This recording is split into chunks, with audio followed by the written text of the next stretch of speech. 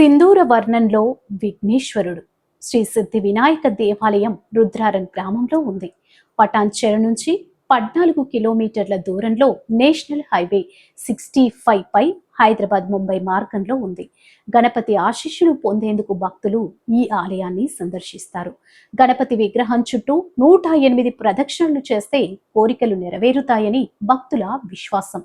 ఆలయంలో సింధూర వర్ణంలో ఉన్న విఘ్నేశ్వరుడు దక్షిణ దిశలో భక్తులకు దర్శనమిస్తారు. ఉత్తర భారతదేశంలో సింధూర వర్ణంలో విగ్రహాలు మనకు కనిపిస్తాయి. దక్షిణ భారతదేశంలో నల్లని వర్ణంలో విగ్రహాలు ఉన్నాయి. కానీ ఈ సిద్ధి వినాయక ఆలయంలో విగ్రహం సింధూర వర్ణంతో ఉంటుంది. ఈ దేవాలయంలో సంకటహర చతుర్థి, వినాయక చవితి, నవరాత్రి, మహాశివరాత్రి ఉత్సవాలు అంగరంగ వైభవంగా జరుగుతాయి. సుదూర ప్రాంతాల నుంచి అనేక మంది భక్తులు విచ్చేసి వినాయకుని ఆశీర్వాదం పొందుతారు. ఈ ప్రాంగణంలో శివుడు, పార్వతీదేవి, సుబ్రహ్మణ్య స్వామి, పంచముఖ ఆంజనేయ అనుబంధ ఆలయాలు ఉన్నాయి. ఈ ఆలయంలో హోమాలతో పాటు సత్యనారాయణ స్వామి పూజ కూడా జరుపుతున్నారు. ఈ ఆలయంలో ప్రతిరోజు భక్తులకు ఉచితంగా అన్న ప్రసాద వితరణ కూడా నిర్వహిస్తున్నారు.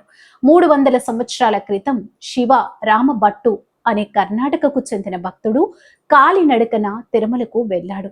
శివరామ భట్టు గణపతి భక్తుడు. సంకటహర చతుర్థి నాడు శివరామ భట్టు ఎక్కడ బస చేస్తారో ఆ ప్రదేశానికి గణపతి పూజల కోసం వస్తాడని పురాణాల ద్వారా తెలుస్తుంది. శివరామ భట్టు ఒకసారి రుద్రారం చేరుకున్న రోజు సంకటహర చతుర్థి సందర్భంగా ఆయన పూజలు సంకల్పం వల్ల పెద్ద రాతి రూపంలో వినాయకుడు ఇక్కడ వెలిసినట్లు తెలుస్తుంది. ఆ రోజు నుంచి ఇక్కడ పూజలు జరుగుతున్నాయి. ఒకప్పుడు ఈ ఆలయం సాధువులకు గొప్ప నివాసంగా ఉండేది. కాలక్రమేణా శిథిలావస్థకు చేరుకుంది. ఇటీవల కాలంలో ఆలయం తన వైభవాన్ని తిరిగి పొందింది.